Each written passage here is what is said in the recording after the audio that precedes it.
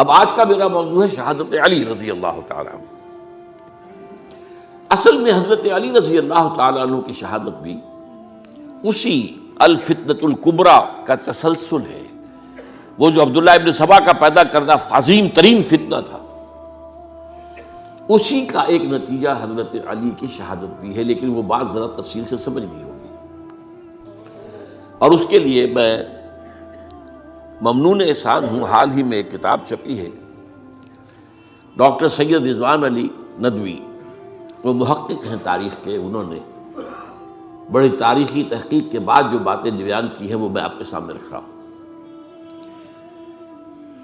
عرب میں جنوب مغرب کی کونے میں جہاں یہ یمن بھی آباد ہے، اس کے اوپر نجران ہے، اسی علاقے میں یمامہ کا علاقہ کہلاتا ہے۔ یہاں ایک قبیلہ آباد تھا، بنو تمیم۔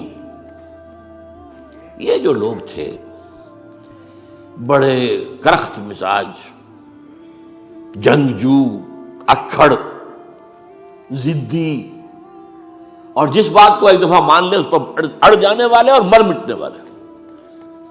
یہیں سے فتنہ پہلا اٹھا تھا۔ سب سے بڑا جو نئے جھوٹے نبی کھڑے ہوئے تھے ان میں سب سے بڑا تو مسیلمہ کذاب تھا، یہی تو علاقہ تھا۔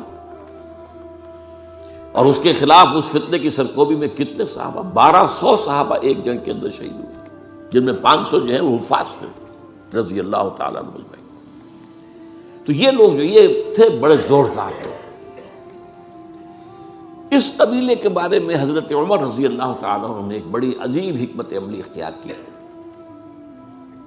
ان کو وہاں سے اکھاڑ کر اور ایران کی سرحدوں پر آباد کر دیا، اب جہاں پر جہاد ہو رہا تھا،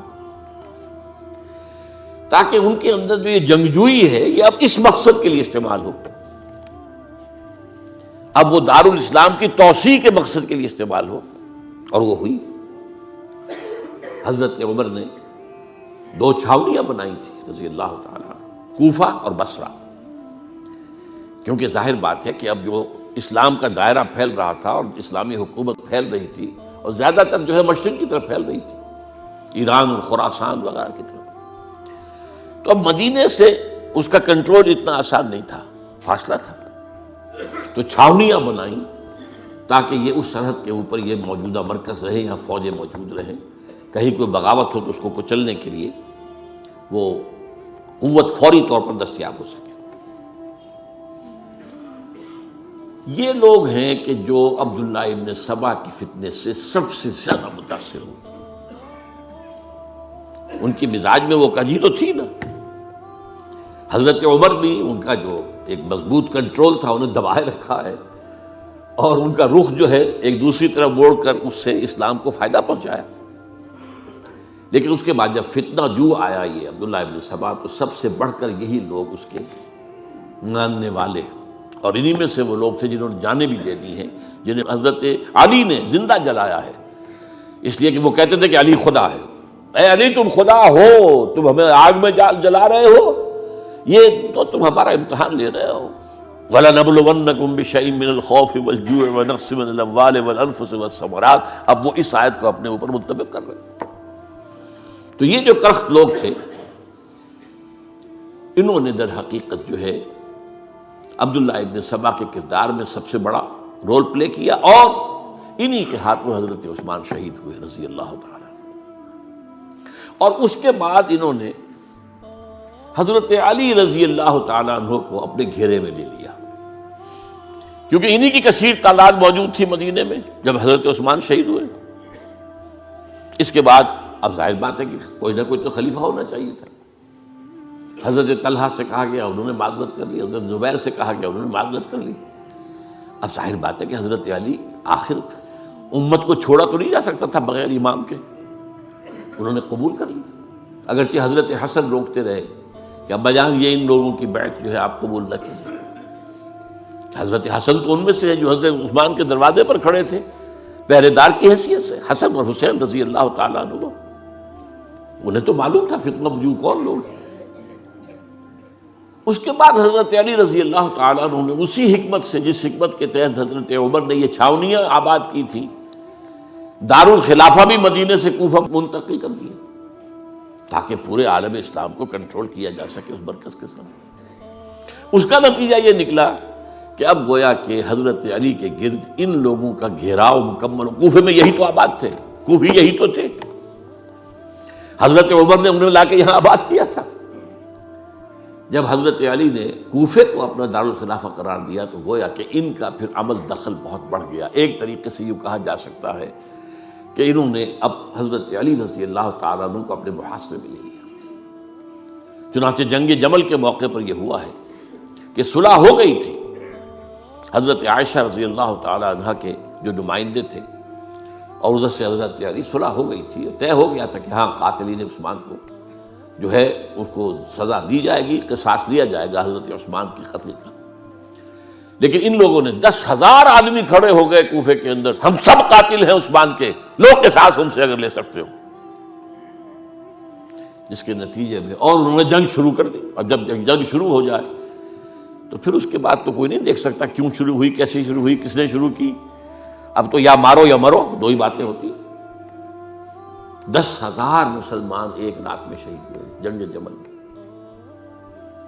اب اس کے بعد حضرت علی رضی اللہ تعالیٰ عنہ کی خلافت جو ہے حضرت امیر معاویہ نے ماننے سے انکار کر دیا۔ جب تک قاتلین عثمان کو سزا نہیں دیتے ہم بیعت نہیں کریں گے۔ یہ نہیں کہ دعویٰ کیا ہو کہ میں خلافت کا حقدار ہوں، یہ نہیں، لیکن یہ کہ آپ کو ان کو سزا دینی چاہیے۔ اب یہ تھا وہ مخمصہ جس میں حضرت علی رضی اللہ تعالیٰ عنہ وہ فرماتے تھے تو میرا ساتھ دو تو میں ان قاتلین عثمان سے سزا جو ہے ان کو سزا دے سکوں۔ ادھر انہیں پتا تھا کہ میں سرنڈر کرتا ہوں تو مجھے علی تک تو پہنچنے کوئی نہیں دے گا، راستے میں ختم کر دیں گے رضی اللہ تعالیٰ عنہ۔ تو یہ پیچ تھا ایک جو ایسا پڑا ہے۔ اب اس میں جب حضرت معاویہ اور حضرت علی کے مابین فیصلہ کن جنگ ہوئی، جنگ صفین جسے کہتے ہیں، جس میں 70,000 مسلمان ایک دوسرے کی تلواروں، تیروں، نیزوں سے قتل ہوئے۔ اس موقع پر حضرت معاویہ کی طرف سے ایک آفر آئی، قرآن مجید کو نیزے پر اٹھا کر لوگوں نے کہا کہ یہ خون ریزی بند کر دو، ہم قرآن کا فیصلہ ماننے کو تیار ہیں۔ حضرت علی دیکھ رہے تھے کہ یہ اصل میں میری فتح کو شکست سے بدلنے کا پروگرام ہے، تقریباً فتح میری ہو چکی ہے، لیکن یہ جو طبقہ تھا یہ انہوں نے کہا نہیں بڑی ٹھیک بات کہہ رہے ہیں، وہ مانیے ان کی بات، جنگ بند کی۔ انہوں نے ہی یہی لوگ تھے جنہوں نے مجبور کیا حضرت علی کو کہ وہ تحکیم پر رضامند ہو جائے۔ اس کے بعد تحکیم میں جو معاملہ ہوا، حضرت علی حضرت عبداللہ ابن عباس کو اپنی طرف سے حاکم بنانا چاہتے تھے، یہ اڑ گئے نہیں۔ یہ اڑ جانے والے لوگ، اور یہی اصل قوت تھے، وہاں ساری طاقت تو انہیں کی تھی۔ تو انہوں نے ابو موسیٰ اشعری کو اپنی طرف سے مقرر، وہ بہت نرم خو آدمی تھے، انہیں بناؤ۔ بہرحال جو بھی بات طے ہوئی، اب تاریخ کی روایتوں میں اختلاف ہو سکتا ہے، کہا یہ جاتا ہے کہ طے تو یہ ہوا تھا حکمین کے مابین، ادھر سے ابو موسیٰ اشعری، ادھر سے عمرو بن العاص رضی اللہ تعالی عنہما، کہ آپ اپنے جو کلائنٹ ہیں حضرت علی آپ انہیں معزول کر دیجئے، میں معاویہ کو معزول کر دیتا ہوں، پھر جو ہے مسلمان فیصلہ کر لیں کسی اور کی عبادت۔ انہوں نے کھڑے ہو کے کہہ دیا میں علی کو معزول کرتا ہوں، اور عمرو بن العاص نے کہا کہ میں معاویہ کو قائم کرتا ہوں۔ اب یہ ہے روایت، واللہ عالم اس میں کتنا سچ ہے کتنا جھوٹ ہے، میں کوئی مورخ نہیں ہوں، میں کوئی تاریخ کا محقق نہیں ہوں۔ اس کے بعد جو ہے اب یہ لوگ انہوں نے کہا کہ مانیے تحکیم کو، اور جب انہوں نے حضرت علی نے اس تحکیم کے فیصلے کو ماننے سے انکار کیا تو باغی ہو گئے، حضرت علی کو کافر قرار دیا، اور جا کر ایک جگہ پر حرورہ ایک جگہ تھی وہاں پر جا کے جمع ہو گئے، جتھا بندی کی، بہت بڑی طاقت پر وہاں کر انہوں نے طے کیا کہ علی بھی کافر ہو گیا، معاویہ بھی کافر ہو گیا، عمرو بن العاص بھی کافر ہو گئے، سب کافر ہیں۔ حضرت علی کی طرف سے ایک گئے سفیر ان سے بات کرنے کے لیے، تو انہوں نے کہا تم ہی نے تو کہا تھا کہ تحکیم کو تسلیم کرو، کہ ہاں ہم نے گناہ کیا تھا، کفر کیا تھا، ہم توبہ کی ہم نے. اگر علی بھی مان لے کہ میں نے مان کر کفر کیا تھا، اب میں توبہ کرتا ہوں، تو ہم ان کی بات مان لیں گے. اب حضرت علی اس طرح کا جھوٹ کیسے بولتے؟ انہوں نے تو کوئی کفر نہیں کیا تھا. بہرحال انہوں نے پھر بھی نرمی برتی کہ دیکھو اگر تم کوئی خونریزی نہیں کرو گے، فساد نہیں مچاؤ گے، تو میں تمہیں کچھ نہیں کہوں گا. لیکن وہ اپنی ان شرارتوں سے بعد نہیں آئے. تو پھر تیسری جو بڑی جنگ ہوئی ہے ان جنگوں میں، جنگ نہروان کہلاتی ہے، حضرت علی کی جنگ خوارج کے ساتھ، جس میں 4000 خارجی جو ہیں وہ قتل ہوئے. اور یہ بات اب آپ نوٹ کر لیجئے کہ یہ لوگ جیسا کہ اکھڑ بھی تھے لیکن اپنی بات پر ڈٹ جانے والے تھے، لیکن ساتھ ہی دیندار بھی تھے، نمازی اور روزہ دار بھی تھے. یہ اس طرح کے لوگ نہیں تھے کہ جو فاسق اور فاجر ہو. بس یہ مزاج کا ایک ہے، جس بات دل میں بیٹھ گئی اڑ گئے. تو یہ اصل میں انہوں نے پھر فیصلہ کیا کہ اور تو ہمارے بس میں اب کچھ نہیں ہے، ان تینوں کو قتل کر دیا جائے، علی کو بھی اور معاویہ کو بھی اور عمرو بن العاص کو بھی. تو ایک جگہ ان کی سازش ہوئی، 3 آدمی معین ہو گئے، ایک ہی وقت کا طے فیصلہ ہو گیا، فلاں تاریخ کو فجر کے وقت تم جاؤ، وہ تم کوفے کی جامع مسجد میں، جب علی نماز جماعت کرا رہے ہو خنجر مارو انہیں. اور یہ اس کا نام ابن ملجم تھا، خارجی. یہ وہی لوگ بنو تمیم کے لوگ. دوسرا جو تھا وہ دمشق میں حضرت معاویہ کو قتل کرنے، شہید کرنے کے لیے پہنچ گیا. تیسرا مصر پہنچ گیا حضرت عمرو بن العاص کو. اب یہ بات اللہ کی طرف سے ہے، یہ تو اس کی مشیت ہے، اس کا فیصلہ ہے. حضرت علی پر وار کارگر ہوا، اب شہید ہو گئے. حضرت معاویہ پر وہ وار ذرا اوچھا پڑا، زخمی تو ہوئے لیکن آپ کی جان بچ گئی. عمرو بن العاص اس روز مسجد میں کسی معذوری کی وجہ سے، عذر کی وجہ سے فجر میں آئی نہیں سکی، لہذا حضرت علی کی شہادت ہو گئی. اب یہ ہے اصل پس منظر، کن لوگوں نے کیا شہید، اصل میں وہ سمجھ لینے کی بات ہے.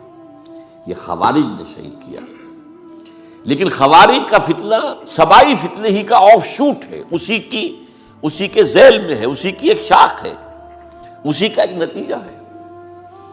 یہ خوارج جو ہے بعد میں بھی ان کی مسلسل جو ہے وہ جنگیں رہی ہیں.